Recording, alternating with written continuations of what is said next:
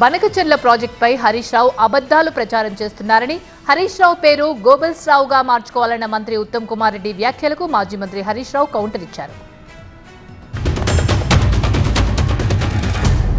గోదావరి నదిపై బనకచెర్ల వివాదం, గతంలో అధికారంలో ఉన్న వాళ్ళు పైన అన్ని ప్రాజెక్టులు కడితే ఇప్పుడు చంద్రబాబు అవకాశం లేకుండే కదా, ఇది సముద్రంలో పోతుంది అనే అవకాశం లేకుండే ఆ ప్రాజెక్టులన్నీ మనకే వచ్చేవి.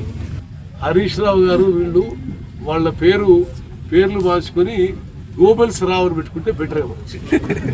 ప్రతిరోజు అబద్ధాలు మాట్లాడడం, అది ప్రజలకు ఏదో వాళ్ళేదో గొప్ప చేసినట్టు మేము తప్పు చేసినట్టు చిత్రీకరించడం. ఇందులో వాస్తవం ఏమాత్రం లేదు. వాళ్ళు చెప్పేది పచ్చి అబద్ధం. గోబెల్స్కి వీళ్ళే వారసులు, గోబెల్స్ని మించిపోయినరు. ఉత్తమ్ కుమార్ రెడ్డి ఆయన పేరు మార్చుకుంటే మంచిది. నా దృష్టిలో ఆయన ఉత్తమ్ కుమార్ రెడ్డి కాదు, అబద్ధాల రెడ్డి.